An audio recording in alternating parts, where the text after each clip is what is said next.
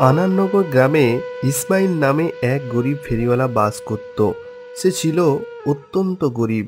আজ মঙ্গলবার, তাই সে আজ জমিদার বাবুদের পাড়ায় যাওয়ার জন্য খুবই আগ্রহী। গিন্নি, ও গিন্নি, কোথায় আছো গো তুমি? এত বেলা হলো, রান্না কি এখনো তোমার শেষ হয়নি? ঘড়িতে কখন 10টা 30 বেজে গেল। আজ বাড়ি ফিরবো কখন কে জানে। তারপর পাড়ায় যেতে যেতে আমার দুপুর হয়ে যাবে। কেউ বা স্নান করবে, কেউ বা আবার রান্না করবে। তখন আমার এই মালগুলো কে দেখবে বলো তো? আচ্ছা, নাও নাও, হয়ে এসেছে, এবারে তুমি শীঘ্রই খেয়ে নাও। আহ গিন্নি, তোমার হাতের রান্নাটা খুব দারুণ হয়েছে। আমার খুব ভালো লেগেছে। তোমার হাতের রান্না আমার মনকে যে করে দেয় ঠান্ডা। অনেকে আছে, তাদের বউ যতই ভালো রান্না করুক না কেন, তারা প্রশংসা করে না।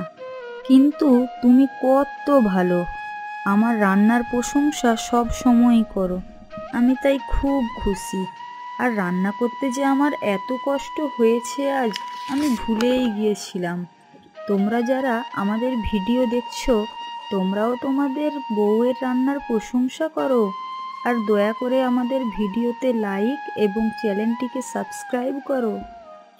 ঠিক আছে গিন্নি, এখন আমি আসছি গো।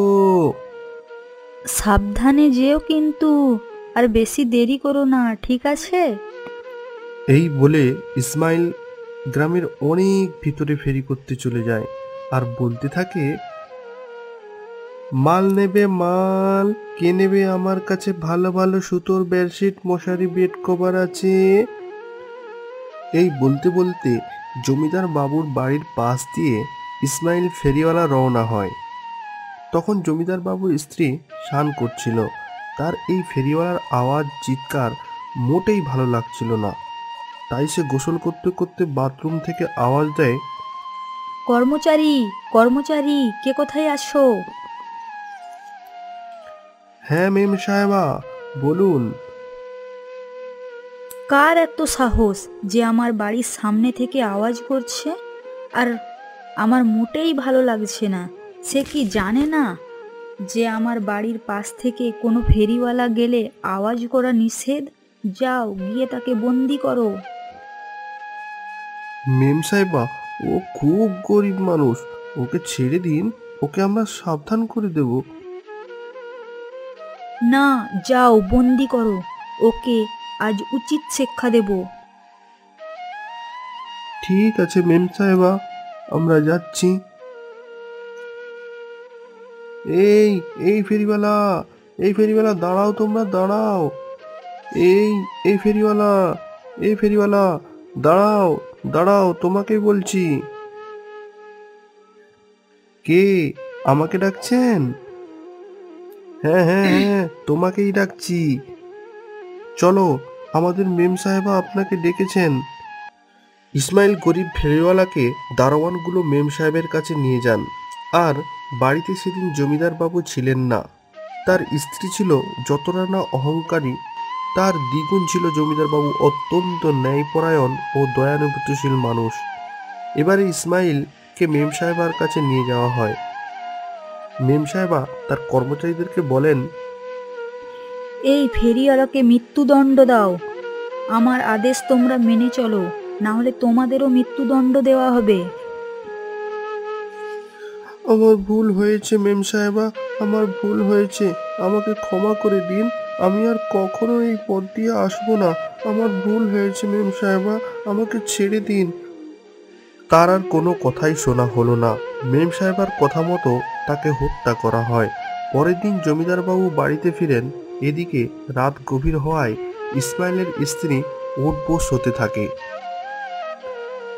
পরের দিন ইসমাইলের স্ত্রী জমিদার বাবুর বাড়িতে যায় তার স্বামীর খোঁজে।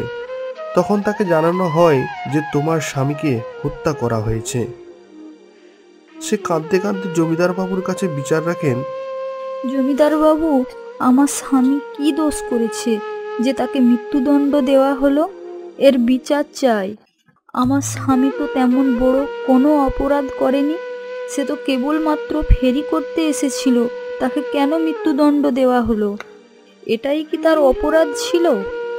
জমিদার বাবু তখন মেয়েটিকে একটি তলোয়ার দেয় আর তাকে জানায় যে এই তলোয়ার দিয়ে যেন সেও তাকে হত্যা করে।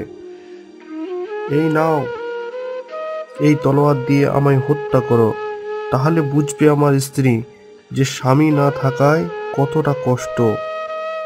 তারপর আমার বিচার ধনী গরিব সকলের জন্য সমান। ও তোমার স্বামীকে মেরেছে, আজ তুমি ওর স্বামীকে হত্যা করে ফেলো, না হলে আমাকে আমার উপরওয়ালা কখনোই ছাড়বেন না। জমিদার বাবুর এই বিচার ইসমাইলের স্ত্রী খুব খুশি হয়, কারণ জমিদার বাবু তার স্ত্রীর পক্ষ না নিয়ে সে গরিবের পক্ষে ন্যায় বিচার দিয়েছেন। এই ন্যায় বিচার পেয়ে ইসমাইলের স্ত্রী খুব খুশি এবং সাথে সাথে সে বলতে লাগলো, না জমিদার বাবু, আমি আপনাকে কখনোই হত্যা করতে পারবো না। আপনার কি এখানে কোনো দোষ ছিল? আপনার তো এখানে কোনো দোষ ছিল না। আপনার কর্তব্য আপনি করেছেন।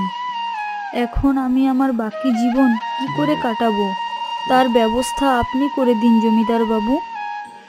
তখন জমিদার বাবু তার বাকি জীবনের যে ভরণ পোষণ এবং খরচপাতির সমস্ত কিছু দায় দায়িত্ব জমিদার বাবুর কাছ থেকে সাহায্য পেতে থাকে এবং জমিদার বাবুর এই বিচার সবাইকে মুগ্ধ করেছে। তো বন্ধুরা, তোমরা যারা আমাদের এই ভিডিওটি দেখছো, তোমাদের ভিডিওটি যদি ভালো লেগে থাকে ভিডিওতে একটি লাইক এবং চ্যানেলটিকে সাবস্ক্রাইব করে দিও।